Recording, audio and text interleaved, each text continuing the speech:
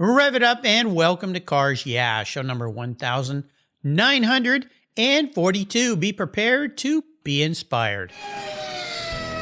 This is Cars Yeah, where you'll enjoy interviews with inspiring automotive enthusiasts. Mark Green is here to provide you with a fuel injection of automotive inspiration. So get in, sit down, buckle up, and get ready for a wild ride here on Cars Yeah.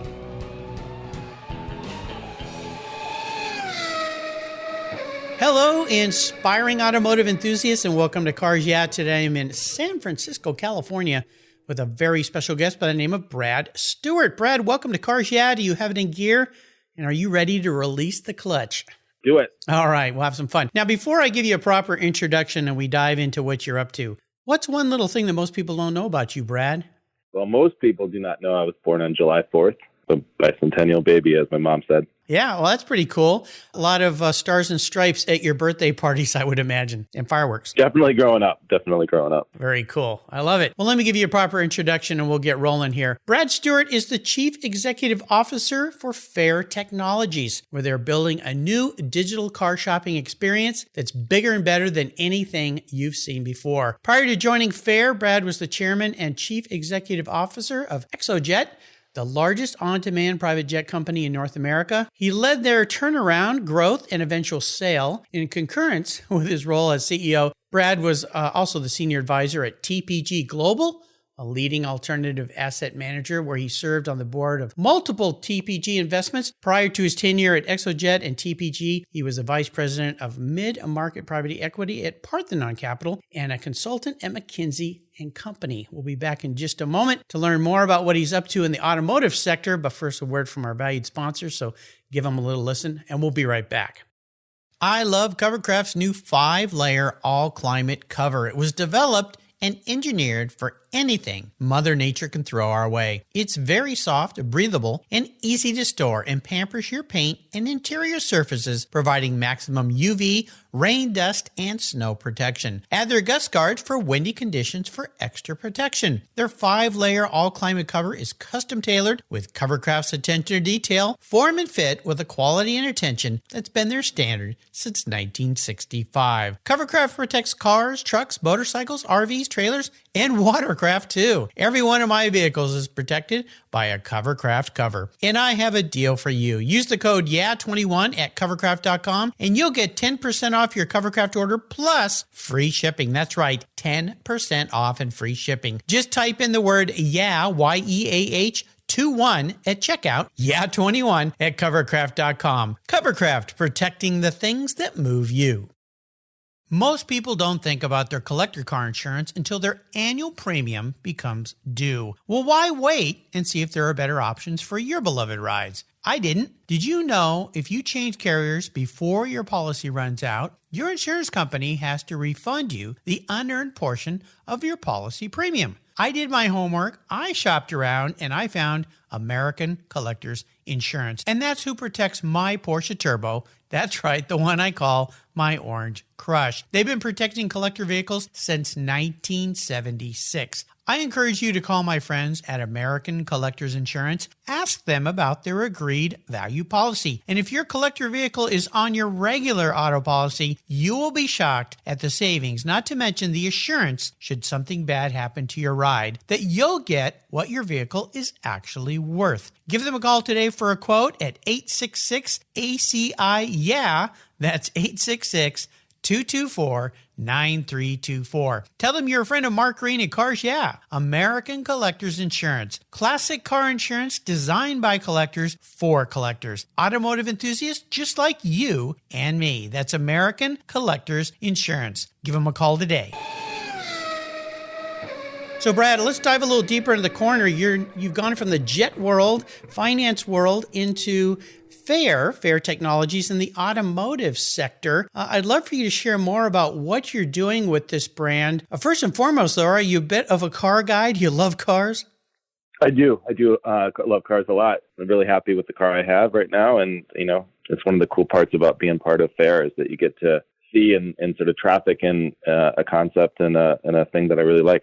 Well, let's talk more about what you're doing with this brand, because this is a brand you've stepped into and you're reorganizing the company, sharpening everything up. And this online automotive buying world has really exploded in the last really 5 years, I would say. I bought cars and motorcycles online. The old days, it was pretty limited the way you could do it. You never really knew what was going to show up on your doorstep, but things have radically changed.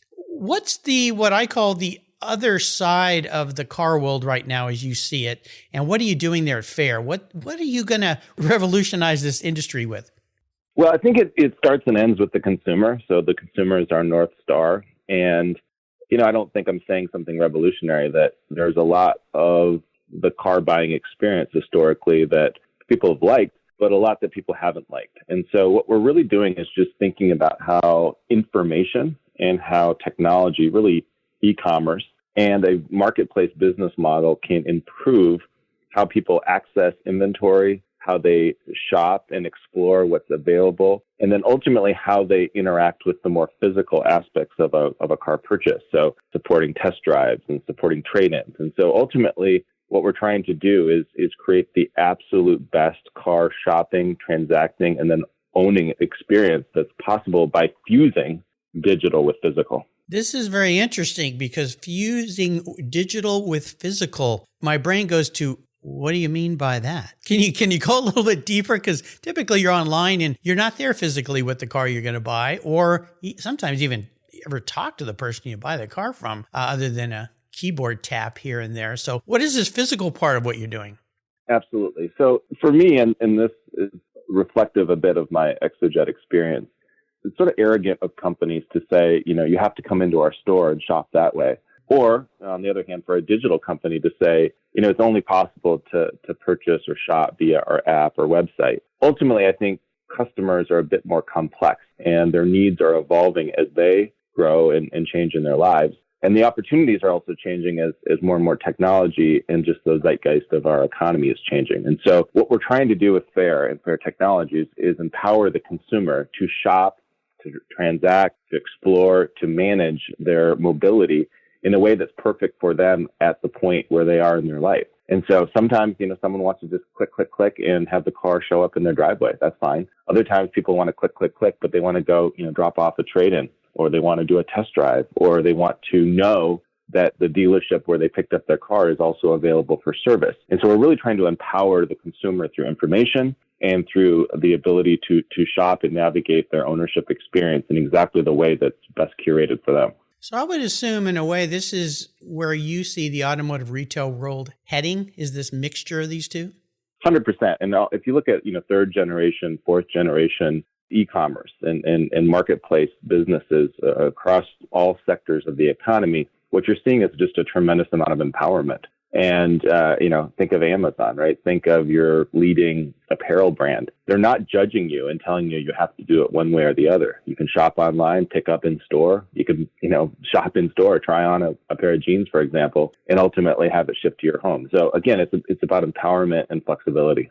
Can you give us somewhat of, since we're audio only here in podcasting world, a visualization, if you will, of how this may work? I'm a big time Porsche guy. I love Porsches, driven them for many, many years. So if I'm out there looking for, let's say, and we're talking about both new and used in this marketplace for Fair? I think over time, that's absolutely true. Our focus in day one of launch is to prioritize used for a lot of reasons. It's a bigger market. There's more flexibility. There's, obviously more fluid inventory. But yes, to visualize it, Fair.com is an automotive hub. It's an automotive hub that serves up inventory provided by third-party dealers and car rental companies and even peer-to-peer. So that inventory is wide and is deep, meaning that if you come to our site, you will see more inventory than any dealer on planet Earth is presenting, which empowers the consumer to get the best price, to get the best location, to get the best connectivity to a high-quality dealer partner that can provide you physical experiences. And then once you start that shopping experience, we can provide you everything you could possibly need inside the four walls of our digital store. So as I said before, if you want to click, you can purchase and have that car delivered without ever seeing anyone. And for a unique asset that's maybe a state away or a really well-priced vehicle, that's perfect. But also, you can interact physically with our dealer partners. And so we facilitate test drives, we facilitate trade-ins, and then ultimately there's sort of best of breed partner ecosystem that surrounds the entire thing, whether it's financing or insurance or information. Everything that a consumer, a shopper, or a purchaser could want is installed inside that digital store. So that begs me to ask the next question, and that is, how, as a consumer, as a shopper through Fair, how do you protect me from being taken advantage of somebody that is coming through your platform, so that I know I'm dealing with somebody that's reputable, honest, forthright, I'm getting the car I really wanted, and so forth? Yeah, so there's several ways, and obviously, data security is hypercritical. Inventory quality is important. Fulfillment excellence and customer service is another aspect that matters a lot. If we don't provide a great digital experience, then we don't win, right? But if the car is not delivered as represented, then that reflects poorly on who we are. So there's information platforms and that type of capability. There's also user grades that we apply to each of our dealer and inventory partners, really kind of a net promoter score or a customer satisfaction. And then ultimately, this is a conversation that we as a company are having with all of our partners in the ecosystem to explain what our brand standard is, and we hold them accountable. So the best of our dealer partners and other partners are promoted inside the marketplace, and those that don't perform or don't take care of the consumer the way we should have consequences. The last thing I'll say is, we're providing industry-leading roadside coverage and extended warranty and all sorts of things that allow for the consumer who has transacted on a car they haven't seen to really be able to, have an extended test drive and make sure that what they thought they were getting, they are getting. Do you see this really becoming the new way people shop? Because in the old days, it wasn't too long ago, the old days, you went to your local dealer, you walked in, you sometimes got manhandled by that salesperson that you really didn't want to be around. Although the world is improving, I think a lot of dealers are improving in that way from the old days of, what do I have to do to put this in your garage today? Is this really where and how you see people are going to be buying in the future? Even older folks, my next door neighbor, a little bit older than me, and I'm a little bit on the mature side, I will say that. Hate to call myself old, but I guess I am. Mm-hmm. And he just bought his last 2 new cars online because his experience shopping locally was just so dismal. It was like he came home and going, why are they making this so hard for me to give them my money? And he went online and bought a brand new Audi, top of the line Audi, and a Ford Raptor. So he was spending serious dollars on 2 cars at the same time. And a week later, they rolled up in his driveway and he said, boy, that was a lot easier. So do you see this really being the new way people shop versus wanting to go down to dealer to dealer to dealer and try to make your best deal? And that leads me to the next question, is dealing with people and negotiating price. Are there ways that you're helping with that too? Because that's the ickiest part of buying a car most of the time. Mm-hmm. Well, those are 2 complicated questions, but the answer to your first is 100%. So I don't think it takes much to ask any of us to reflect on the future and think about 5 years out, 10 years out, 20 years out. How will people start in their transaction, right? Will it be in their hands or will it be in the hands of the dealership? I think the answer is obvious, right? I do think there's the maturity aspect. I mean, younger folks, right, more recent generations are clearly much, much more comfortable with buying high ticket considered purchases online. So there's no doubt. I think, again, it's about empowerment and allowing someone to evolve their own customer journey. But if we step back from all of this, like just think about why we are all more reluctant to go to the mall, right? They might not have our size of the shirt that we want, right? So why should it be any different for auto, right? If you go to a dealership and they've only got 2 or 3 cars that you want, why wouldn't you start your shopping experience on a marketplace that allows you to see, 20 times, 30 times, 50 times the amount of inventory and really curate exactly what you're looking for? So I think the answer is obvious that this is in fact the future, and I'm excited to be part of it. Which leads me to the next one, and that's the current conditions in the marketplace. Since you're so into this world right now, we're seeing so many problems with inventory levels, used car prices, new car prices. I'm very active on social media, and some of the dealer add-ons people are putting on new cars are just new Jeeps, adding $25,000 to the price is crazy. Where do you see this ending? Do you see an end in sight? Do you have any kind of crystal ball that we're going to go back to somewhat normal times? Well, I don't have a crystal ball, but I read a lot and analyze, analyst reports and talk to a bunch of folks in the industry. My takeaway is that this weird moment we're in where there's a supply-demand imbalance is going to persist for another few quarters. So is it 2? Is it 3? Is it 4? I'm not sure, but somewhere in that range. I do think we can have confidence that supply and demand will find an equilibrium again, moderate term, call it a year out. And I think ultimately this is a sort of a micro event, right? It's an episodic event that, has not happened, at least as far as I can recall, in the last, couple decades and probably won't again. And it's just a reflection of supply chain issues that, were pretty obvious, once the economy was disrupted because of COVID. So, it is what it is. It's disruptive. It's changing people's businesses, some for the good, some for the bad, but it's temporary. Thank you. I hope so, because it's sure a weird world out there for us car buyers. That's for sure. I always like to ask my guests about what I call driving inspirations, people that were very much an influence or mentor in your life. Is there somebody like that helped you along in your career path? Yeah, there's a lot of them, and I'm blessed to have several, friends and mentors that I access today. One that just really stands out was a guy named Todd Hendrickson. He was my boss and mentor at the very first, real professional job I had in college, selling municipal bonds. And he just provided a lot of inspiration in terms of aviation, which we were both hobbyists. He provided a lot of career and sort of even college guidance because I was still at the University of Minnesota. And, he just always encouraged me to take the long game, right? To play the long game, to have a view on, where I wanted my life to be and the impact I wanted to have, 5 years, 10 years, 20 years down the road. So just a wonderful individual. He passed shortly after, we worked together, which was really sad, but he made a lifelong impact on my life. Awesome. That's great. We're going to take a short break and thank our sponsors. When we come back, I want to talk about a big challenge, and it could relate to FAIR and how you're reorganizing this company. So keep that thought in mind, and we'll be right back. I've discovered Linkage. It's a new quarterly publication and website that covers the automotive market, driving, restoring, collecting, and discovering your passion for motor vehicles. Linkage is about experiences, opinions, and values. Linkage is an actual informed, reasoned opinion based on first-hand experiences. A talented Linkage team covers the automotive world, the people who share your passion and mine, smart, considered, rational, and experienced opinions, ones you can learn from and grow. That includes our passion that drives auctions and the collector car market. So come with me and join us on this journey. And be sure to use the code CARSYEAH when you subscribe, and they'll give you $10 off. Boom! Linkage, geared for the automotive life. Subscribe today at linkagemag.com. So let's talk about this. Every successful person has run up against an obstacle, a challenge, even a big failure.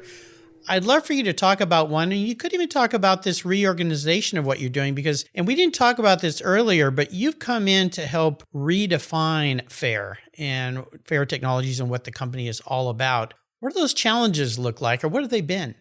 So this is my career. This is what I have dedicated my life to, going back to McKinsey and then private equity and evolving into Exojet and now FAIR. It's my passion, which is to find companies that have tremendous people, that have a tremendous vision, that have unique assets, and then, perhaps they weren't, properly characterized or compiled or managed. And so, that's my job, which is to come into situations and sort of find the good pieces and repurpose them. And so, I've been doing it for, 15 or 20 years now. I think the challenge is always, to start with some very clear guiding principles, some, beliefs that are unmutable. And in this case, my belief is that the consumer deserves better. Inside of FAIR, there's wonderful assets. The brand, I think, is spectacular and has a tremendous amount of extendability. And the technology is best in class or world class. There were other aspects of our legacy business, which was really a leasing business, that, were not as well developed. And so the challenge, and it's coming to an end, is to make sure that we accentuate the assets we have and that we manage down, the risk and exposure attached to things we weren't very good at. Absolutely. Picking up all the pieces. Is there a date where FAIR is up and operating full bore the way you'd like to see it? I think it will evolve, but we're targeting the end of first quarter, early second quarter of 2022 for our full relaunch. we're a tech and product company at this point. And so there will be several fast follow product releases that will continue to make the user journey that much better. But that's our game plan right now. We're super focused and building like crazy. And, every couple of weeks we have major product sprint demos, which are just thrilling. They're so exciting to see. And like I said before, I really think this platform becomes the way in which people buy cars. When you look ahead, let's say 3 years out of where Fair is going to be, what does it look like? Well, I think that it could be a lot of things, but I think at the core of it is this, hub business, this marketplace business, this fourth generation e-com business that, we keep talking about, right? Which is a wonderful, graphically immersive digital hub that people come onto to see amazing amounts of inventory and lots of products that they can attach into their vehicle purchase and ownership. I think there's a lot of other things that we can ultimately do as a business that are super exciting, whether it's advertising, whether it's partnerships, whether it's referrals, whether it's, taking some select inventory exposure. I think we'll end up vertically integrating within financing and perhaps insurance in unique ways as we gain scale. But the real North Star is to build a hub that brings together consumers with digital and consumers with auto inventory that is the widest and deepest that we can possibly curate. Sounds great. I asked you early on if you were a car guy, and you said yes, absolutely. So would you share a special vehicle in your life? Maybe it's a car that you've owned in the past, and maybe share a story about that ride? Yeah, so I'm a little bit of a BMW. I love it. Me too. Fan. Yeah. So when I went to business school at Columbia University in New York City, and I sort of promised myself maybe halfway through my 2 years in the MBA program that if I got a job that I wanted, or I had a short list of companies I thought I should work for, that I would design and order from the factory the car I'd always wanted, which was an M3. Nice. And so, yeah, when I determined that I was going to be successful getting a job at McKinsey, I went on online, I think, and looked at all of the different features. And at that time, you had to go into a store, which I did in Minneapolis, where I work, and literally down to like the wheels and color and all the trim. And 3 or 4 months later, it showed up, and it was perfect. What year was that BMW M3? It was a 2004. Well, you and I have something in common here, because I custom ordered a 2001 M3, the E46, when they first came out. Mm-hmm. And then I bought another one, which I still own today. Same thing, custom ordered, just like you did, a 2005 M3 that still sits in my garage today. I had two E36s before the E46. And those cars I used a lot on the track. I used my first one a lot on the track. But by the time I got to my 05, I had vintage race cars. So that car's not been on the track. It's just kind of my baby. And I tell you, every time I walk out in the garage, 16 years old now, and I walk out in the garage and I go, maybe it's time for something new. And I get in it. I drove it yesterday. And I'm like, I can't get rid of this car. It's just too nice. Fantastic vehicle. Yeah. When I moved to San Francisco, I had to get rid of it because parking. Yeah. It was very difficult to drive up and down the hills. I've recently purchased an X5M, which I think is just a fantastic car. And it actually reminds me so much of, the handling, and just it brings me back. So I found my car home. We've had two X5s in the family too, have one right now. Those are great. So so we share that BMW fandom here. I'm going to crawl into your head and be your car psychologist here, Brad. I'm going to ask you a question. I guarantee you nobody's ever asked you this question. If you were manifest as a vehicle, this isn't what you want to be. This is the guy in the mirror, who you are. Manifest as some kind of vehicle. What would you be? But the most important part of the question is why? I would think I'm probably like an F-150 or like a Chevy Tahoe or something. Okay.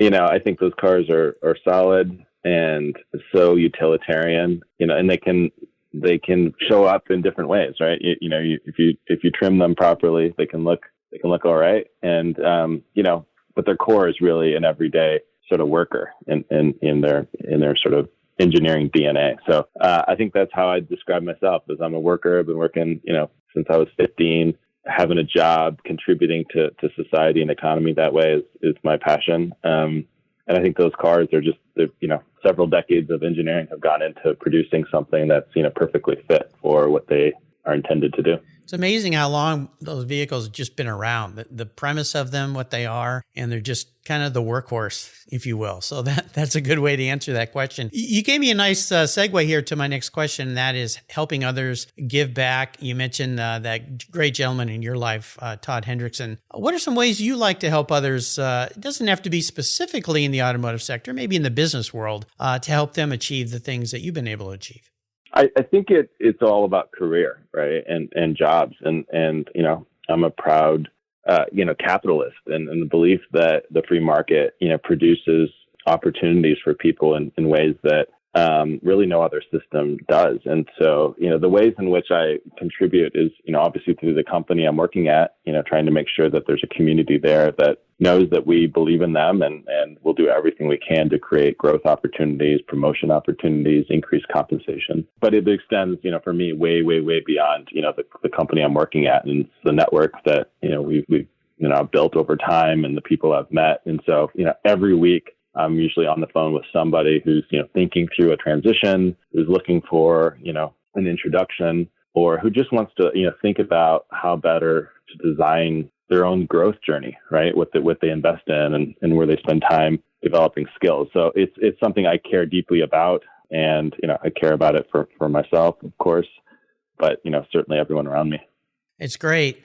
Fair Technologies, are you guys, I would assume with your expansion plans, looking for people? And I usually mention this at the end of our talk, but I'll mention it now, where people can go on a website and who are maybe looking for careers in the area, have some skill sets that you guys are looking for. Are you growing in that way with colleagues? 100%. And the focus right now is really on that technologies part of our name. And so, we are hiring in product, we are hiring in engineering. Our lead recruiter, Blake Chamberlain, can be found on LinkedIn. We can also find other ways to connect to him. He's amazing and, doing a great job bringing people into our company, mostly in product and tech. Awesome. Great. And listeners, I'll make sure to put a link to their website on Brad's show notes page. How about reading? Is there a great book you'd like to share with the listeners today that you really enjoyed? There's a lot of them. I'm fascinated, as you might infer, with the human story. So I found Sapiens and, books like, Being Mortal and sort of how to think about life and life transitions to be just really powerful in my own growth and learning. Business-wise, I would say The Breakthrough Imperative is just a fantastic, fantastic book. More recently, I've sort of getting into biographies. So I read Alan Mullally's book, Forward, and Bob Iger's book about his Disney experience. Those are a few, but there's just so many, right? Yes. There's more content out there than there is time, for sure. Oh, there always is. You mentioned the word Sapiens. Are you talking about the book by Harari, The Brief History of Human? Yeah, that's a great one too. Yeah.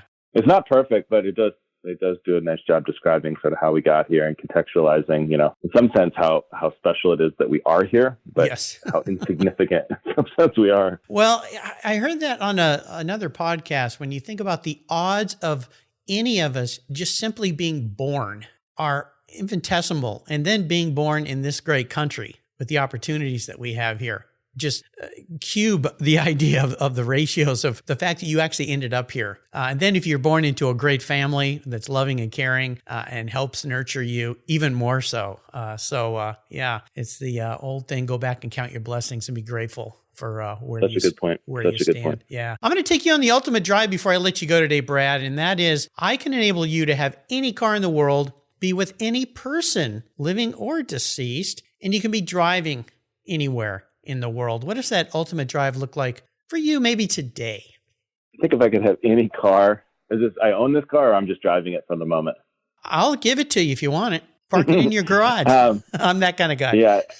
I think if I could have any car, it would be like a more recent model of like the F430 lineage. I mean, it's so impractical, at least from my perspective, with young kids. But it's such a iconic vehicle, and Sure. Obviously the performance is amazing. So that would be the car. Okay.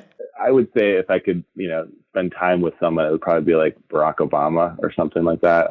Not necessarily a statement of my alignment with his political views, but I just think he's a super special person in terms of what he's achieved and his thoughtfulness. And if I could drive to anywhere, it would be Park City in the summertime, like June or so, because I think mountain living I think ski towns in the summer are some of the most special places that I ever have experienced. So that would be my car person place. Sounds like fun. Park City is such a beautiful place. I've been there both there in the wintertime to ski and in the summertime. And yeah, it is spectacular. I always thought, man, I wonder what it'd be like to live here. I have lived there, and I've spent a lot of time there over the course of the last 10 years, and it's one of the most idyllic places on the planet. Really? Okay. Well, speaking of thoughts, I'd love for you to leave us today with a success quote or mantra, some kind of words of inspiration for our listeners today. It's not beautiful, but one of my more favorite pieces of advice that I've been living by and sharing with people recently is just to keep chopping. Keep chopping. Yep.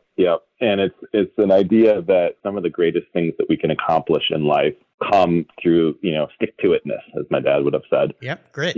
Just making sure that you fight through obstacles and don't give up prematurely, right? You have to be doing something that's worthwhile and that you want to accomplish and that has meaning and purpose to it. But if it's worth doing, it's going to have some ups and downs. And so sticking with it is, I think, a very underrated attribute and something that we don't often talk about enough. Persistence. Yes, absolutely. I hear that from a lot of the successful entrepreneurs that I've been so fortunate to interview on this show. What's the best way for people to learn more about FAIR Technologies? I think the best way is to just go to our website. It's, it's currently under construction in the sense of, it's not the digital hub that we've been talking about today, but it does emote our brand and brand standards. It does allow for people to sign up and, hear from us as we provide updates. And there's a few other ways in which, inside that digital store, you can learn about us. Okay, great. And when you're all up and online, let me know, and I'll put it out there to my listeners again so that they can experience the full joy and beauty of shopping for cars through fair.com. I want to do a shout out thank you to Paige Griffiths at 360PR for introducing me to Brad. She's brought me some great guests. So Paige, thank you very much. Brad, hey, thank you for being so generous with your time. I know you're incredibly busy for sharing your experiences and sharing fair.com with us today. This is very exciting. Until you and I talk again, I'll see you down the road. Thank you, Mark. You're welcome. Cars Yeah is proud to support our veterans, which is why I've teamed up with our nonprofit partner, TechForce Foundation, through its Veterans at Work Military Transition Campaign. The tech shortage is very real, and our country needs skilled, qualified techs to keep our cars, trucks, airplanes, and fleets rolling. When so many vets build their skills in maintaining and servicing vehicles when deployed, TechForce helps transition those skills to jobs as professional technicians when they come home. Learn more about TechForce Foundation and its Veterans at Work Military Transition Fund at techforce.org today. Thank you so much for joining us on today's ride here at Cars Yeah. Drive on over to carsyeah.com to find show notes and inspiring automotive fun. Download your free copy of Filler Up, a fun book filled with gorgeous photographs of fuel filler fun, including quotes from more inspiring automotive enthusiasts. Download your copy today, and we'll see you next time on Cars Yeah.